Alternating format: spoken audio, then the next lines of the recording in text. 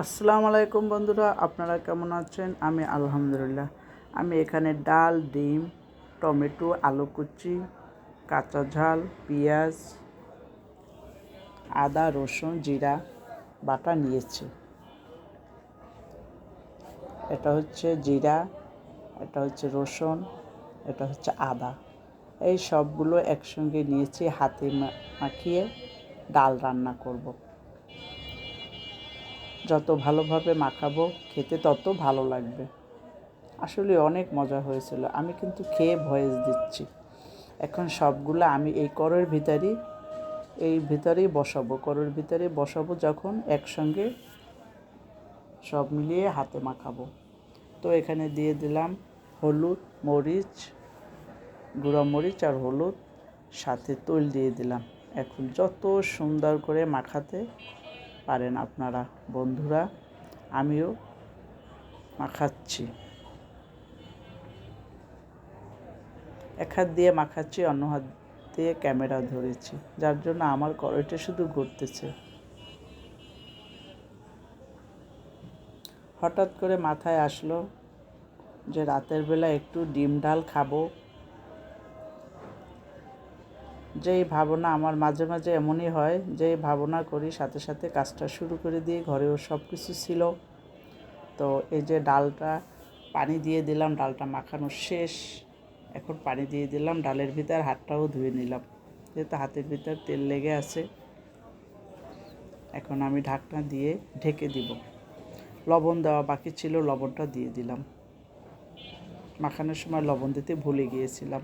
এখন নাড়াচাড়া করে ঢাকনা দিয়ে ঢেকে দেব।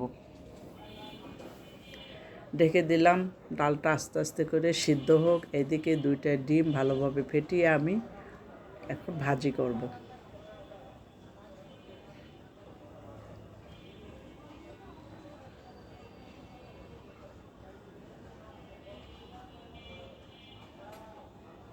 ডিম 2টা ফেটানো আমার হয়ে গেছে। এখন আমি চুলার উপরে কড়াই আগে বসানো ছিল, কড়াইটাও গরম হয়ে গেছে, দিয়ে দিলাম। এই তাওয়াটার ভিতর আমার খুব ভালো লাগে ডিম ভাজতে, এবং বাগার টাগার সব কিছু তেলের ভিতর ভাজিটা যে এটার ভিতরেই আমি করি। উল্টে দিলাম। এখন আমি এটা পাটিসাপটা পিঠার মতো বটে নেব। এটা আবার যখন ডালে দিব, আমি ভালোভাবে হাত দিয়ে ভেঙে দিব, ডালের ভিতরে যেন ডিমটা থাকে। এত পুরু যে বটা যাচ্ছে না, 2টা ডিম একসঙ্গে, তাও কষ্ট করে বটে নিলাম। এখন 3টা ভাগ করে দিচ্ছি।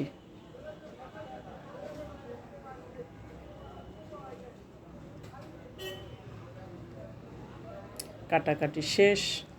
এখন আমি ডিমটা উঠিয়ে নিলাম। ডালটা একটু দেখতেছি কি অবস্থা, সিদ্ধ হলো কি না। ডালটা যখন আমি রান্না করেছি তার আগে থেকে একটু ভিজিয়ে রেখেছি। রান্না করার আগে ডালটা যখন ভিজিয়ে রাখা হয়, ডালটা দ্রুত সিদ্ধ হয়ে যায়। এখন আমি এখানে পাঁচফোড়ন নিয়েছি। পাঁচফোড়নটা দিলে ডালের ভিতরে বা যে কোনো সবজির ভিতরে বাগারের সময় পাঁচফোড়ন দিলে আমাদের খুবই ভালো লাগে, বাসার সবার। যার জন্য আমরা অল্প অল্প করে পাঁচফোড়ন দিই যে কোনো সবজির ভিতরে যখন নিরামিষ করি।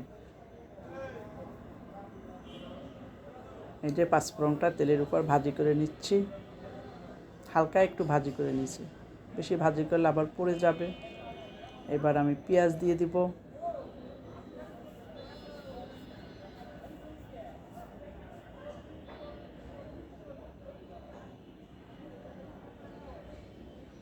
পেঁয়াজটা এখন দিতে হবে।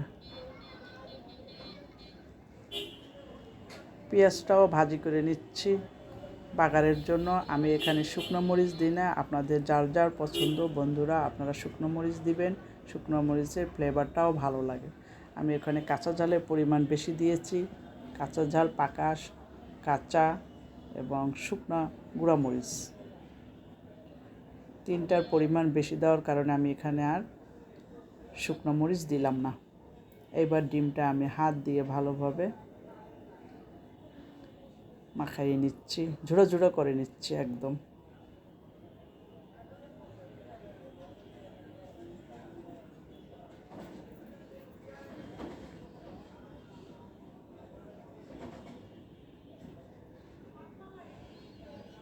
এবার ডালের ভিতরে দিয়ে দিলাম, দিয়ে নাড়াচাড়া করে দিচ্ছি।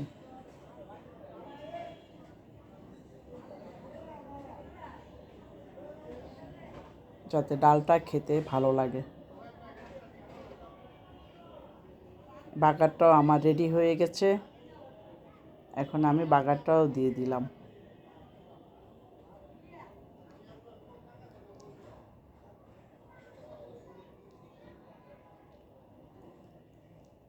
হয়ে গেছে আমার ডালটা, বেশি সময় জ্বালানো যাবে না, তাহলে ডালটা ভালো লাগবে না খেতে, বাগারটা সেন্টটা নষ্ট হয়ে যাবে।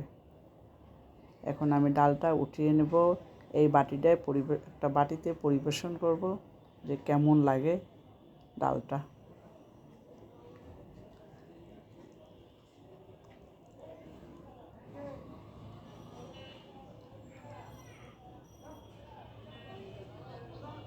এত টেস্টি লাগছে যে মাছ মাংসের থেকে আমার কাছে মনে হয়েছে এই ডালটা এভাবে খেলে, ভাত খেলে এই ডাল দিয়ে আর মাছ মাংসর দরকার হয় না। আমার কাছে খুবই খুবই ভালো লাগছে। যারা বন্ধুরা এভাবে ডাল রান্না খান না, তারা একবার খেয়ে দেখবেন, খুবই ভালো লাগে।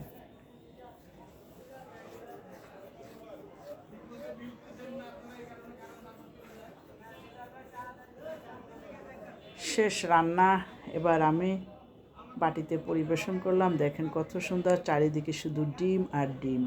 কিসের মাছ মাংস লাগে? এভাবে রান্না করলে বাসায় মাছ মাংস না থাকলেও অনেক ভাত পেট ভরে খাওয়া যায়। তো বন্ধুরা, আপনারা সবাই লাইক করবেন, কমেন্ট করবেন, সাবস্ক্রাইব করবেন, বেল বাটনটা অন করে রাখবেন যাতে আমার ভিডিওগুলো আপনারা দেখতে পান। নতুন বন্ধু যারা আসবেন, সাবস্ক্রাইব করে আমার পাশে থেকে যাবেন। সবার জন্য আমার ভালোবাসা অবিরাম। সবাই ভালো থাকেন বন্ধুরা। খোদা হাফেজ।